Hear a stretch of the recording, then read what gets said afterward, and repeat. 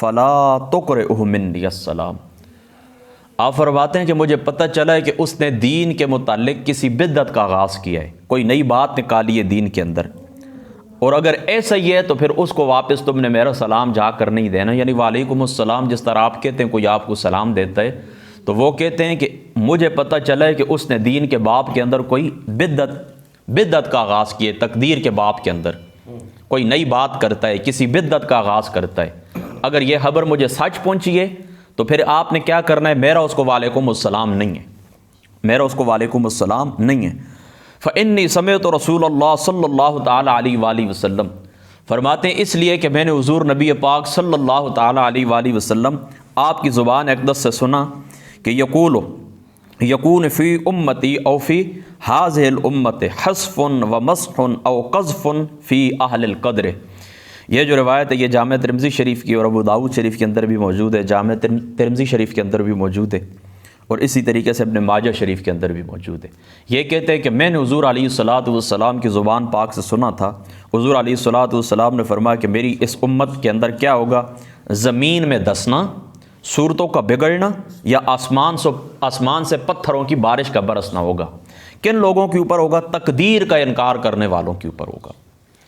یعنی دیکھیں اس پوری حدیث پاک کا خلاصہ کیا ہوا، اس پوری حدیث پاک کا خلاصہ یہ ہوا کہ حضرت ابن عمر رضی اللہ تعالیٰ عنہ کو سلام بھیجا گیا کسی شخص کا، اور وہ شخص کون تھا؟ بدعقیدہ شخص تھا، تقدیر کے باب کے اندر نئی باتیں کرتا تھا، بدعت کی گفتگو کرتا تھا، لوگوں کو اپنی بدعت کی طرف بلاتا تھا۔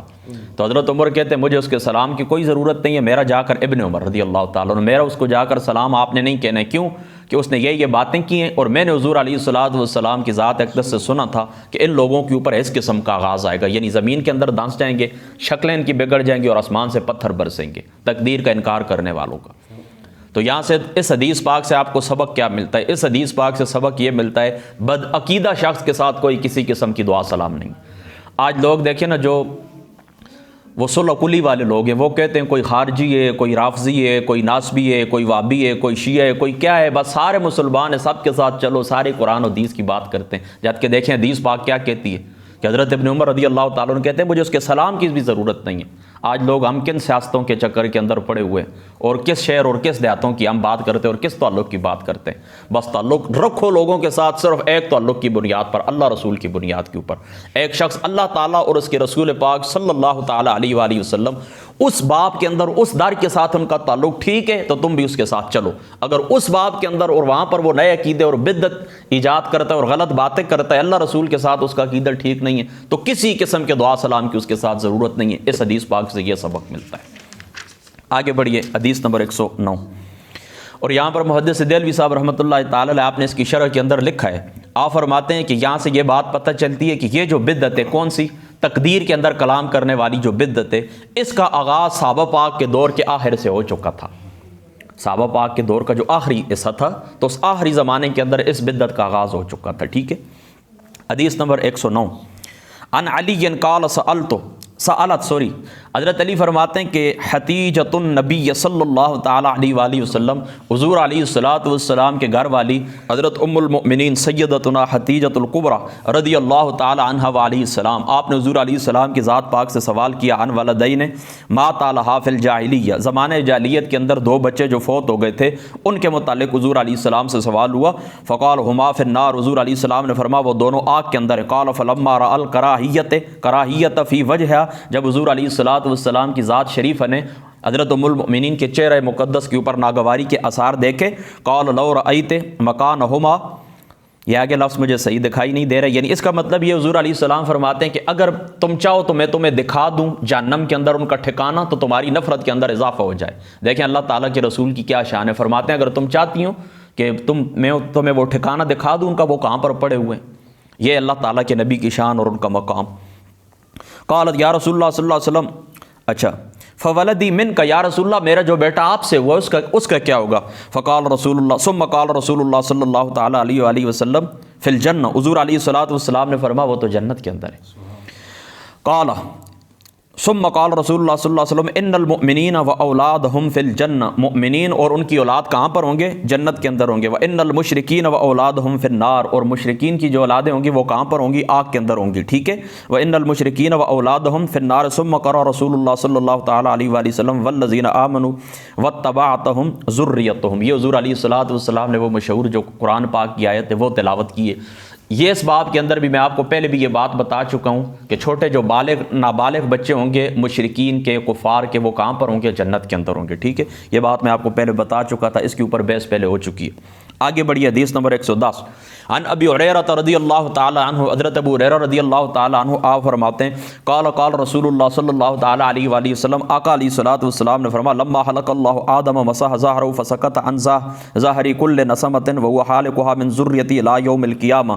حضرت ابو ہریرہ رضی اللہ تعالیٰ عنہ آپ فرماتے ہیں کہ رسول پاک صلی اللہ تعالی علیہ وآلہ وسلم نے فرمایا جب اللہ تعالیٰ نے آدم علیہ السلام کو پیدا فرمایا تو ان کی پشت پر دست قدرت پھیرا تو گر پڑا آپ کی پشت سے ہر آدمی جس نے قیامت تک اولاد میں سے ہونا تھا. یعنی حضرت آدم علیہ الصلوۃ والسلام کی اولاد پاک ظاہر ہوئی اور پیدا کر دی اللہ تعالیٰ کی ذات اقدس نے. جعل بین عینی کل انسان منہم وبیدا من نورہم عرضہم. پھر اللہ تعالیٰ کی ذات اقدس نے ہر انسان کی دونوں آنکھوں کے سامنے ایک نور پیش کر دیا. ثم ردم علی فقال، پھر کیا ہوا کہ اے ورب من ہؤلاء من ذریتک فرآ رجلا منہم فاعجبہ، کہ پھر یہ ساری اولاد حضرت آدم کے سامنے پیش ہوئی جو قیامت تک پیدا ہونی تھی.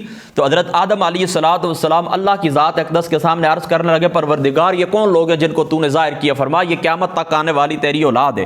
تو حضرت آدم علیہ السلام نے ان میں ایک شخص کو دیکھا تو جب اچھے لگے ان کو، ان کا چہرہ بہت سونا تھا، بہت نورانی تھا. ما بین فقال رب من ھذا قال داؤد، اے پاک پروردگار یہ میری اولاد جو تو نے ظاہر کی ہے ان میں سے یہ سامنے نورانی چہرے والا سفید چہرے والا یہ شخص کون ہے؟ تو اللہ تعالیٰ فرماتے ہیں اے میرے آدم یہ تیری اولاد میں سے، اور اس کا نام حضرت سیدنا داؤد علیہ الصلوۃ والسلام، یہ داؤد ہیں. اچھا. فقال اے رب کم جعلت عمرہ، اے پاک پروردگار اس کی عمر کتنی ہوگی؟ قال 60 سنہ، اس کی عمر ہوگی 60 سال. کتنی عمر ہوگی؟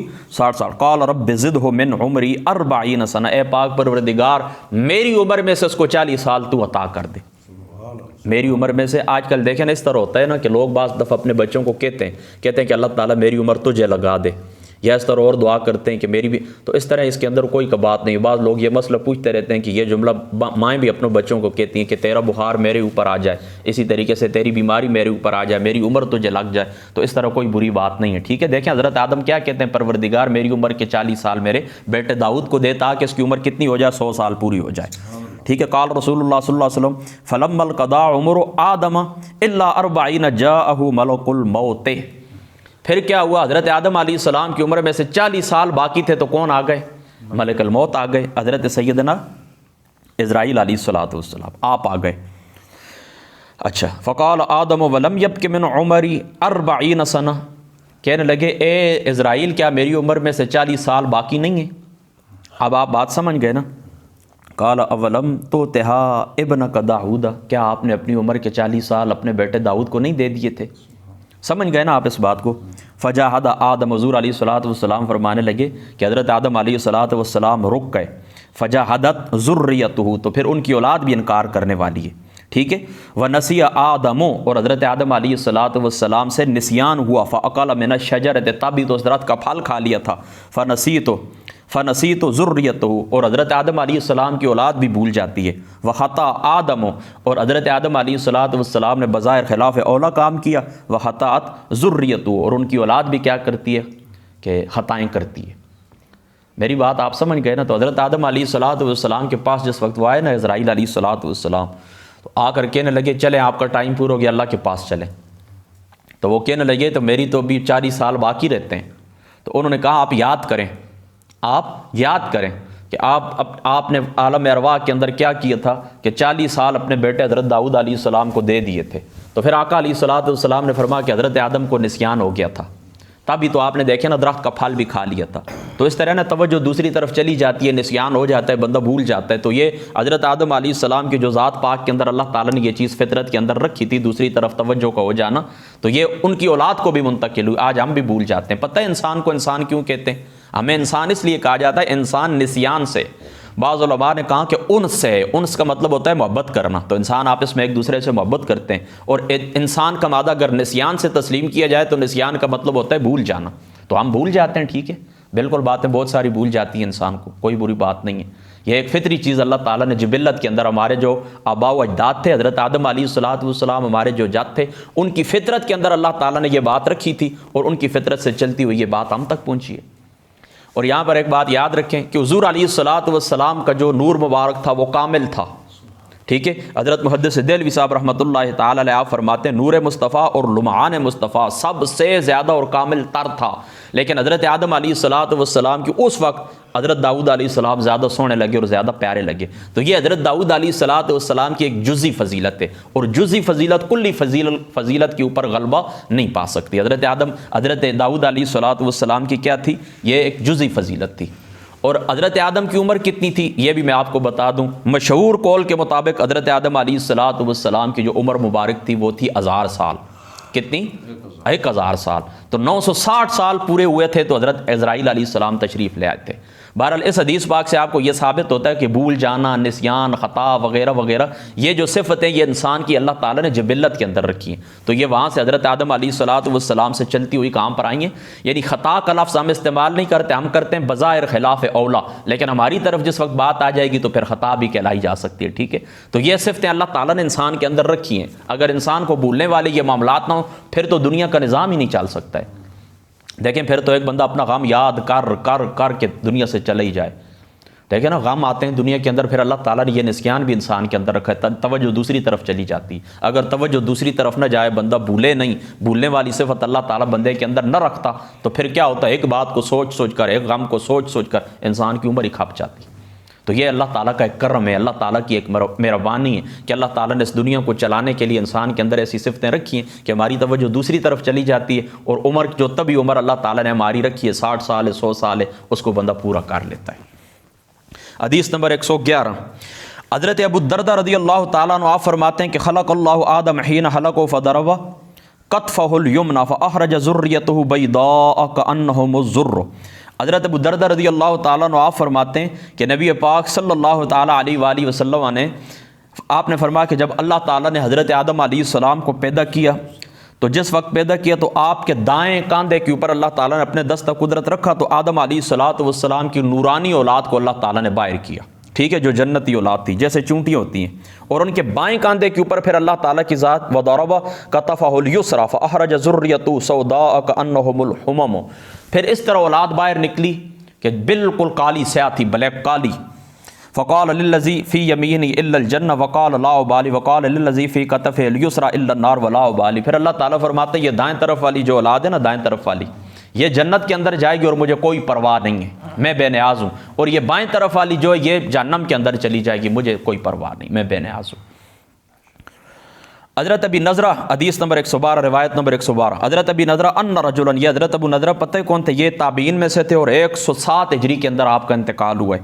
یہ فرماتے کہ ان رجلا من اصحاب النبی صلی اللہ تعالی علیہ وآلہ وسلم، حضور علیہ الصلوۃ والسلام کے صحابہ میں سے یقال له ابو عبداللہ، ان کا نام ابو عبداللہ تھا، دخل علیہ اصحابہ، تو حضور علیہ السلام کے صحابی اس کے پاس داخل ہوا، ابو عبداللہ صحابی کے پاس حضور کے اصحاب اور تابعین داخل ہوئے، کس لیے داخل ہوئے؟ ان کی بیمار پرسی کے لیے داخل ہوئے، یعودون وہ یبکی، اور وہ رو پڑے، یعودون وہ بیمار پرسی کے لیے آئے اور وہ رو پڑے، فقال له ما یبکیک، آپ کیوں روتے ہیں؟ ابو عبداللہ صحابی روتے ہیں تو باقی پوچھنے والے جو تیمارداری کے لیے آئے تھے، بیمار پرسی کے لیے آئے تھے، وہ پوچھنے لگے آپ کیوں روتے ہیں؟ فقال له ما یبکیک، آپ کیوں روتے ہیں؟ قال الم یقل لک رسول اللہ صلی اللہ تعالی علیہ وآلہ وسلم، کیا تجھے حضور علیہ الصلوۃ والسلام نہیں فرماتا کہ خذ من شاربک، کہ آپ نے اپنی لبیں پس کرنی ہے، یہ جو مونچھیں ہوتی ہیں ان کو پس کرنا ہے، کتنی پس کرنی ہوتی ہیں یہ بات بھی یاد رکھیں۔ حضرت امام اعظم ابو حنیفہ رحمۃ اللہ تعالی علیہ آپ کا جو مسلک ہے اس مسلک کے مطابق امام جلال الدین سیوطی صاحب نے تفسیر جلالین کے اندر لکھا ہے، یہ دیکھیں، یہ اس کو کیا کہتے ہیں آپ اردو میں کیا کہتے ہیں؟ ابرو۔ یہ جو جتنے بال ہوتے ہیں نا پلکوں کے، یہ بال اتنی مونچھیں رکھنی چاہیے، اتنی پس کرنی چاہیے، ٹھیک ہے، بالکل اس کو ختم کرنا۔ یہ کیا ہے؟ امام مالک صاحب تو فرماتے ہیں کہ یہ مسئلہ ہے، بعض علماء کو بھی میں نے دیکھا ہے کہ وہ اس طرح کرتے ہیں، اس طرح نہیں کرنا چاہیے، ان کو صرف پست کرنا چاہیے، اور اتنی ہو جائیں جتنی یہ پلکیں ہوتی ہیں، ٹھیک ہے۔ تو کیا تجھے حضور علیہ السلام نے نہیں فرمایا تھا کہ اپنی لبوں کو پس کرنا، ثم اقرہ حتی تلتانی قال بلا، پھر تجھے حضور علیہ السلام نے فرمایا کہ زندگی کے اندر اپنی مونچھوں کو پست رکھنا ہے، اپنی لبے کو تروانا ہے، اور پھر میرے ساتھ ملاقات کرنا ہے، یعنی قیامت کے دن ملاقات کرنا ہے، یا جنت کے اندر ملاقات کرنی ہے، یا حوض کوثر کے اوپر ملاقات کرنی ہے، کیا تجھے حضور علیہ السلام نے نہیں فرمایا تھا؟ یہ کہتے ہیں قال بلا، ہاں بالکل مجھے حضور نے یہ فرمایا تھا۔ اب آپ بات کو سمجھ گئے نا، یعنی وہ بیمار تھے تو یہ صحابی اس کے پوچھنے کے لیے بہت سارے دوست گئے تو وہ رو پڑے، انہوں نے کہا یار تم کیوں روتے ہو، تجھے تو حضور نے فرمایا تھا کہ اپنی یہ مونچھیں پست رکھنا اور آ کر قیامت والے دن مجھ سے مل لینا، یہ نہیں کہا تھا؟ یعنی تجھے جنت کی بشارت تو مل چکی ہے نا کہ تو جا کر حضور سے ملاقات کرے گا، یعنی تیرا جو خاتمہ ہوگا ایمان کے اوپر ہوگا، تو حضور سے جا کر ملاقات کرے گا جنت کے اندر، یا اسی طریقے سے حوض کوثر کے اندر تیری تو جا کر ملاقات ہوگی، تو کیوں پریشان ہے؟ کہتے ہیں ہاں بالکل حضور نے مجھے اسی طرح فرمایا تھا، مجھے جنت کی بشارت دی تھی، ولیکنی سمعت رسول اللہ صلی اللہ علیہ وسلم، لیکن میں نے حضور علیہ السلام سے ایک بات سنی، ان اللہ قبض بیمینہ قبضۃ، کہ اللہ تعالیٰ کی ذات اقدس نے کیا کیا کہ ایک مٹھی، یہ اللہ تعالیٰ نے اپنے دائیں ہاتھ کی مٹھی بری اور بائیں ہاتھ کی ایک مٹھی بری، یا جیسا کہ اللہ تعالیٰ کی شان کے لائق ہے، ایک دائیں ہاتھ والے ایک بائیں ہاتھ والے، تو اللہ تعالیٰ کی ذات اقدس نے فرمایا کہ وقال حاذی والحاذ، یعنی اللہ تعالیٰ کی ذات اقدس نے فرمایا یہ جنت کے اندر جانے والے ہیں اور یہ دوزخ کے اندر جانے والے ہیں، اور میں بے نیاز ہوں، مجھے کوئی پرواہ نہیں ہے کوئی جنت کے اندر جائے یا کوئی دوزخ کے اندر جائے۔ اب آپ بات کو سمجھ گئے؟ کہنے لگے میرے رونے کی وجہ یہ ہے کہ مجھے نہیں پتا کہ میں دائیں ہاتھ کے اندر آیا ہوں یا بائیں مٹھی والا ہوں، یعنی میں اصحاب الیمین ہوں، یعنی میں جنت کے اندر جانے والا ہوں یا میں دوزخ کے اندر جانے والا ہوں، مجھے کوئی اس بات کی مجھے ٹینشن ہے اور اس بات کی مجھے پریشانی۔ دیکھیں اب آپ اس بات کے اوپر غور کریں، رسول اللہ کے صحابی ہیں اور حضور علیہ السلام نے ان کو جنت کی بشارت بھی دے دی کہ تم نے اس طرح کرنا ہے، یہ عمل کرنا ہے، اور انشاءاللہ آ کر میرے ساتھ تو تیری ملاقات ہے، یعنی تو جنت کی بشارت ہے۔ لیکن دیکھیں اس شخص کو جس کو حضور نے جنت کی بشارت دے دی، اس کے خوف کا کیا عالم ہے کہ وہ کیا کرتے ہیں، روتے ہیں اور پریشان ہوتے ہیں۔ کس بات کی وجہ سے پریشان ہوتے ہیں کہ کیا پتہ اللہ تعالیٰ کی جو شان ہے، اللہ تعالیٰ کی جو ذات ہے وہ بے نیاز ہے، میرا کیا حال ہوگا۔ تو دیکھیں ہم 15ویں صدی کے اندر موجود ہیں اور یہ فتنوں کا تاریک ترین زمانہ ہے، فتنے بالکل عروج کے اوپر ہیں، تو وہ لوگ جن کو جنت کی بشارت مل چکی تھی ان کے خوف کا یہ عالم تھا، وہ اللہ تعالیٰ سے کتنا ڈرتے تھے اور کتنا خوف کھاتے تھے۔ اور ہمیں دیکھیں ہم کے سال کے اندر فتنوں کے زمانے کے اندر زندہ ہیں، پریشانیوں کا دور ہے، دکھوں کا دور ہے، اور لیکن ہم کیا کرتے ہیں، ہمیں پرواہ ہی نہیں ہوتی ایمان کی، لہذا چلتے اٹھتے بیٹھتے سوتے کھاتے پیتے ہر حالت کے اندر اپنی ایمان کی فکر کریں۔ کیا ایمان کی فکر کریں؟ ہر وقت اللہ تعالیٰ کی ذات اقدس سے یہ دعا کریں کہ اللہ تعالیٰ کی ذات اقدس سے ہمارے ایمان سلامت رکھے۔ دیکھیں نا وہ صحابی رسول ہیں، جنت کی بشارت حضور نے دے دی ہے کہ تیری میرے ساتھ ملاقات ہوگی میدان کے اندر، قیامت کے اندر، یا پھر حوض کوثر کے اوپر یا جنت کے اندر، لیکن پھر بھی وہ روتے تھے۔ پھر بھی خیر القرون کا زمانہ، جس زمانے کی حضور نے گارنٹی دے دی کہ میرا زمانہ بہتر ہے، پھر میرے اصحاب کا زمانہ بہتر ہے، پھر جو ان سے ملے ہوئے ہیں ان کا زمانہ بہتر ہے، خیر القرون قرنی ثم الذین یلون، ان کو حضور علیہ السلام نے جن کو خیر القرون قرار دیا، جن کے بارے میں اللہ تعالیٰ قرآن کے اندر جن کو اللہ تعالیٰ نے راشدون قرار دیا، جن کو اللہ تعالیٰ نے مفلحون قرار دیا، جن کو اللہ تعالیٰ نے جنتی قرار دیا، جن کے بارے میں اللہ تعالیٰ نے وَكُلًّا وَعَدَ اللَّهُ الْحُسْنَى کا وعدہ کیا، رضی اللہ عنہم ورضوا عنہ کا، جن کا اللہ تعالیٰ کی ذات اقدس نے جن کو سرٹیفکیٹ عنایت فرمایا کہ وہ اللہ سے راضی ہے، اللہ تعالیٰ ان سے راضی ہے، اللہ تعالیٰ نے ان کے لیے جنت کا وعدہ کیا کہ یہ جنت کے اندر تختوں کے اندر ایک دوسرے کے سامنے بیٹھے ہوئے ہوں گے۔ اور پھر حضور علیہ السلام کی ذات اقدس نے اس کو فرمایا صحابی رسول کو کہ تیری مجھ سے ملاقات ہوگی، تو اس شخص کے خوف کا یہ عالم ہے اللہ تعالیٰ کی ذات اقدس سے کہ وہ کہتے ہیں کہ اللہ تعالیٰ نے کی ذات اقدس نے جہنم والوں کو بھی پیدا کر دیا اور دوزخ والوں کو بھی پیدا کر دیا اور اللہ تعالیٰ کی ذات اقدس تو بے نیاز ہے، کیا پتہ ہے کہ ہم کس کھاتے کے اندر جانے والے ہیں۔ لہذا یہ بات ایمان کے فرائض کے اندر شامل ہے کہ اپنے ایمان کی فکر کیا کریں۔ ایمان سلامتی کی باقاعدہ ایک دعا ہے اور ایمان سلامتی کی نماز ہے۔ پہلے زمانے کے اندر آج سے 20-25 سال پہلے خصوصی طور پر علماء سنتوں کے بعد خصوصی ایمان سلامتی کے لیے دعا کرایا کرتے تھے، ٹھیک ہے، اور آج تو سنتیں پڑھتے ہی کوئی نہیں۔ پہلی بات تو یہ اگر پڑھے بھی تو پھر اپنی وہ چلے جاتے ہیں، پرواہ ہی کوئی نہیں ہوتی۔ لہذا اس حدیث پاک کا آپ کو سبق کیا ملا؟ اپنی ایمان کی فکر کریں، اور ایمان جاتا ہے 3 باتوں کے اوپر، میں پہلے بھی آپ کو بتا چکا ہوں، 3 باتوں کے اوپر۔ ایک، ایمان چلا جاتا ہے کہ بندہ خوف ہی نہ رکھے کہ کبھی اللہ تعالیٰ مجھ سے یہ نعمت لے لے گا۔ نمبر 2، اور ایمان سلامتی کی دعا نہ کرنا۔ اور نمبر 3، ظلم ایمان کے چھن جانے کا خوف نہ ہونا اور ایمان سلامتی کی دعا نہ کرنا، یہ 3 اسباب امام اعظم ابو حنیفہ رضی اللہ تعالیٰ عنہ آپ نے لکھے ہیں، دقائق الاخبار کے اندر موجود ہیں، اسی طریقے سے شرح فقہ اکبر کے اندر موجود ہے۔ تو کیا کرنا ہے آپ نے؟ ایک تو ظلم سے بچنا ہے۔ ظلم کس کو کہتے ہیں آپ کو پتہ ہے؟ کسی چیز کو بے جگہ رکھ دینا۔ مثال کے طور پر آپ نے کچھ کھانا کھایا ہے نا، وہ ریپر ہوتا ہے، ٹافی کا کچھ بھی ہوتا ہے، اس کو بھی آپ بے جگہ رکھ دینا، یہ ظلم ہے۔ اس کی جو جگہ بنی ہوئی ہے کیا ہے؟ ڈسٹ بن، اس کے اوپر رکھ دیں۔ یہ کتاب، اس کا بھی ایک مقام ہے، اس جگہ کے اوپر اس کو آپ نے رکھنا ہے، اس کو غلط جگہ کے اوپر بیٹھ کے نیچے آپ رکھ دیں، یہ بھی ظلم ہے۔ یہاں سے ظلم کا آغاز ہوتا ہے، پھر آگے بندہ بڑھتا ہے، پھر والدین کے حقوق ادا نہ کرنا، بچوں کے حقوق ادا نہ کرنا، پڑوسیوں کے حقوق ادا نہ کرنا، اور پھر سب سے بڑا ظلم کیا ہے؟ ان الشرک لظلم عظیم، سب سے بڑا جو ظلم ہے اللہ کی ذات اقدس کے ساتھ کسی کو شریک ٹھہرانا۔ تو یہ ظلم اور ایمان سلامتی کی دعا نہ کرنا اور ایمان کے چھن جانے سے بے خوف ہو جانا، ان 3 وجہوں کی وجہ سے، یہ 3 اسباب ہیں کہ اللہ تعالیٰ بندے سے مرتے ہوئے ایمان لے لیتے ہیں۔ لہٰذا ایک ظلم سے بچیں، کوئی بالکل ایک چونٹی کے برابر بھی کسی کے اوپر ظلم نہ کریں۔ کسی کو وہ پنجابی میں کہتے ہیں مری ہوئی چونٹی کے اوپر بھی پاؤں نہ رکھیں، یہاں سے بھی بچیں، اور اللہ تعالیٰ کی ذات اقدس سے سلامتی ایمان کی دعا بھی کریں۔ تو اللہ تعالیٰ کی ذات اقدس سے یہ دعا ہے کہ انشاءاللہ امید ہے اللہ تعالیٰ کی ذات اقدس سے کہ اللہ تعالیٰ کی ذات اقدس ہمارے ایمان سلامت رکھیں گے۔ اللہ تعالیٰ کی ذات اقدس سے ہم سب دعا کرتے ہیں کہ اس نیک پاک محفل کے صدقے سے، حدیث شریف کا یہ جو درس ہوا ہے، اس درس کے وسیلے سے اللہ تعالیٰ کی ذات اقدس ہم سب کا، ہماری آنے والی جو اولادیں ہیں ان کا، اور ہمارے ارد گرد جتنے بھی لوگ رہنے والے ہیں، والدین ہیں، بہن بھائی ہیں، عزیز رشتہ دار ہیں، اللہ تعالیٰ کی ذات اقدس سب کو دنیا کی بلائیاں بھی عطا فرمائے، اور جب وقت مقرر ہو جائے، مرنے کا وقت آئے، وفات کا وقت آئے، اللہ تعالیٰ کی ذات اقدس سب کو ایمان سلامتی نصیب فرمائے۔ میرے بھائی محمد امین رحمۃ اللہ تعالیٰ علیہ، ہمارے بھائی محمد عزیز اور محمد عاصم، جتنے بھی ہمارے خاندان سے لوگ چلے گئے، جتنے بھی مومن مسلمان دنیا سے چلے گئے، اللہ تعالیٰ کی ذات اقدس سب کی مغفرت فرمائے۔ سبحان ربک رب العزت عما یصفون وسلام علی المرسلین والحمد للہ رب العالمین۔